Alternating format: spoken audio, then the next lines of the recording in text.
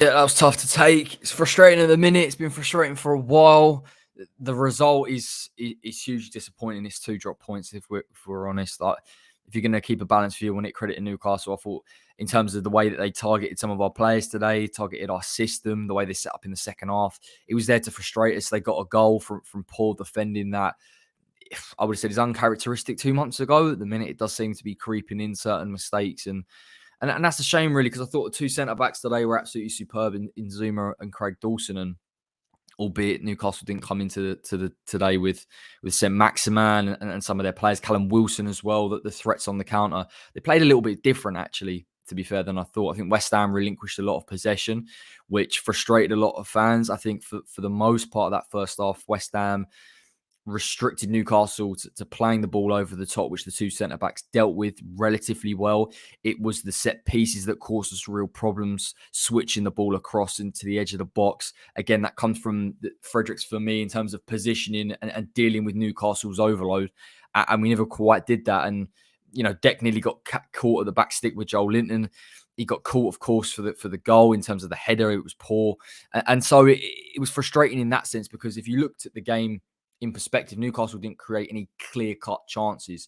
And from a West Ham point of view, whilst we were passive for the first 10 minutes, and it was really odd to see us not really get into the game and engage because of the way that we set up, we were a lot more aggressive, probably around the time that the ref started to allow certain fouls and certain yellow cards go, and it gave them a spark, and the intensity was there. And we'll talk about Antonio because he's clearly a massive talking point at this club and at the minute. And you'll know that in the preview I said about him not playing or in this game, or at least trying to see something different with Jared Bowen. I thought for the first half, maybe first 30 minutes, he did challenge for Jules. He did try and win things. He did try and flick and invite the other attacking midfielders into play. And it made a difference. West Ham looked more creative, or at least looked more dangerous and potent. And he got Ben Rama into the game, who's making runs in beyond. Jared Bowen, as we know. And you sort of flip with that idea of that's what West Ham did for a while. That's kind of what West Ham's system's based on. But you see in the second half, it is a horrible second half to watch, not just from the team, but of course from Antonio. And I've not seen a bigger drop in a player technically in terms of impact than Antonio. When he gets tired, his whole game plan, it just falls apart. It really does. He doesn't retain the ball as well. The quality in the final third is poor.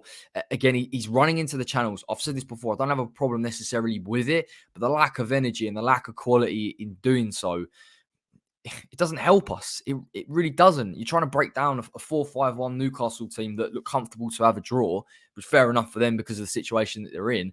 It's not good enough. And it was tepid generally from the team in the second half. On the last thing on the first half, it is a good goal. It's a fantastic delivery from Chris, and obviously Craig Dawson gets it, and West Ham threatened. Bowen had a chance as well, but I wouldn't necessarily say that we were by any means dominant.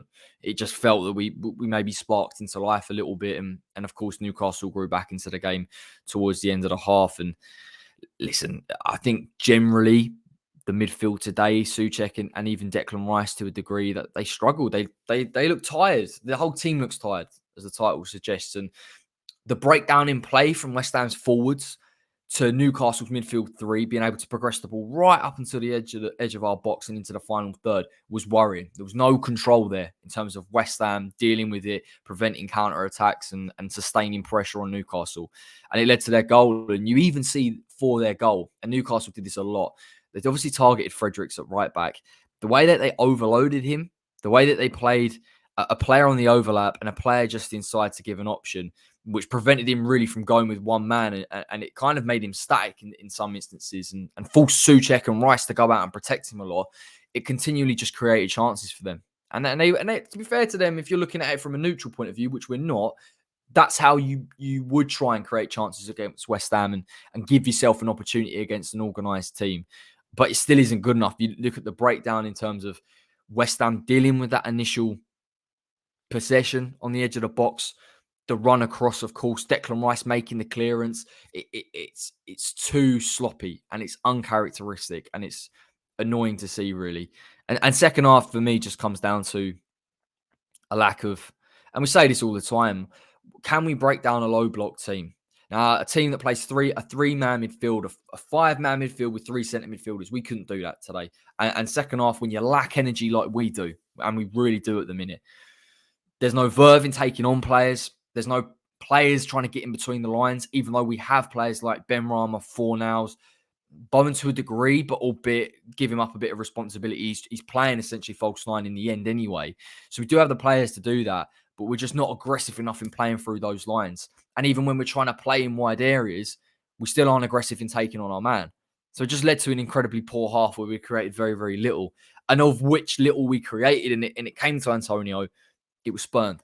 So it never felt really in that second half we were going to get back into it. I thought maybe we'll get a set piece. Maybe we'll get some kind of chance, deflection. That's all West Ham in recent weeks have needed. But we didn't today. And this team's lagging. Really, really hurting. And the only thing I would say on a final point is I think Moyes had to and has to look at options going forward that are different, that a lot of fans don't agree with. And if we had our way, and if we had the squad depth in January, and if we had the options, we'd be having a different conversation. When we talk about Bowen playing as false nine, that's a completely valid conversation that he shouldn't be playing there. A, because he's better on the right hand side, and B, you're losing him from the right-hand side. And in his type of hold-up play, when you compare him to a fully fit Michail Antonio, isn't the same, albeit improved. But we've been forced into this scenario now where I'm looking at having an attacking four of attacking midfielders. Because Antonio, when he's knackered, it isn't just him on the ball, it's him off the ball. It's the lack of energy in pressing.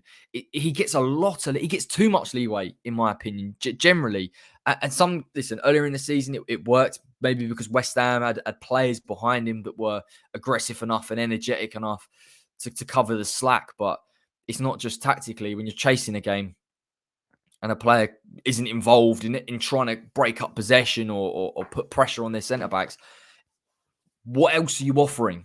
And at that point, surely an attacking midfielder of Vlasic is where I sympathise with Ben Rama slightly, because I didn't think he had an awful game today.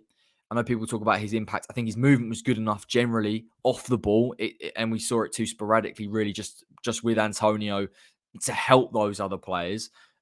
But surely trying to implement and practice with Vlasic as a nine and just pressing and giving energy to that forward line when you're trying to break them down should have been something that we looked at. The other part of that is Souček. And Souček's drop-off in quality. And I think if you're balanced on this, you know what Souček is. He's a box-to-box midfielder that breaks up play, that makes runs into the box and is good aerially. At points today, he's struggling to win his individual duels. He looks spent. I don't expect Souček to pick it up off the centre-back, play it between the lines, or play a 1-2, run off the ball. No one's asking that of him. But the problem is now is the elements of his game that he was good at in terms of those breaking up play and winning headers, he's not doing anymore. He's losing them. He lost battles to Joel Linton. And his passing, and this could be part of it, is slack. And there has to be a reinvigoration in this team. We are threadbare, of course we are. And it is square pegs and round holes. And it is a case of, do you risk Manu in the double pivot when we know that there are flaws there physically? Do you look at Noble? Maybe. Do you look at your false nine? West Ham are going to have to adapt the way that we play, for me, to just give some of these players a rest and try and balance out the rest of this season. It has to be the remit. If we go into next Sunday against Wolves and it's the same type of performance, and to a degree, I don't really blame the players. Are given everything. They have given everything, but some of them out there look, they're shattered. They need a break. They do. And that's one way of getting it. But if we have to go and play against Wolves and there is no movement, or there's lethargy, or we're chasing the game, twist in that moment. No one will blame anybody for just trying to give us something different that's not working. It's okay for this first 11 to not work competently all the time. But the bigger problem now is that there's a lot of players that are dipping in form because they've played too many games and there's no one to come in and there's no one to twist. And this squad is, for me, and these players have accumulated too many games really for them to still stay fresh. So I think I'd like to see that going forward. I think that has to be seen going forward. And just generally, it's not the be all and end all. You know, it really isn't. We missed an opportunity whatever in January to bring players in and to push on and to rotate. We did. And I don't think it's harsh in saying that. There's a fine line, of course, between balancing and getting the right type of player in and just buying any old player for the squad, that, of course, and building a squad long term. Naturally, there is. But I do think we missed a bit of a trick there in terms of making a low risk gamble of a loan, possibly just to take the pressure off some of these players. But for me, we are now competing with 6th and 7th. It's not a problem given where we've been, of course, for the last 18 months. But when you look at some of the performances and some of the results, we've dropped points where if you told me for the first 2 months that team would drop points to these teams, I would have said, no, not possible. And granted, there's been injuries, but it is just a bit, it's sad to see. It's not over. I'm hoping that because we've had a week's break between this game and then a following game, that we can build some kind of rest period into it and come back and show something else. I hope. I think next Sunday is huge.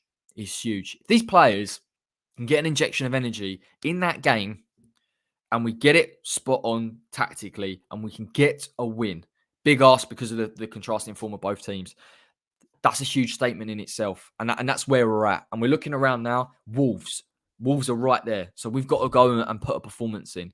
So disappointing today. I'm really, really disappointed in the second half. I hope we can come back from this and we get to a better level of performance. And generally, the team are a lot more consistent. I know it wasn't enjoyable to watch. I'd be surprised if you managed to stick around until the end of this. If you do enjoy this video, drop a like on the video. Of course, subscribe to the West Ham Way Patreon account in the description as always below. West Ham Way website in the description below as always. I will be back this week for a possible talk show discussion with some of the other fellas just to go through some of these key issues that have crept up recently. And of course, if you've got any ideas about who you'd like to talk about or what possible scenarios you'd like to talk about, then even put them in the comment section and I'll check and I'll flag them and we'll build the show around that. So that'll be quite cool. Take care. Enjoy the rest of your Saturday. I'm going to watch Kell Brook versus Khan. At least that should be more entertaining than unfortunately what I saw this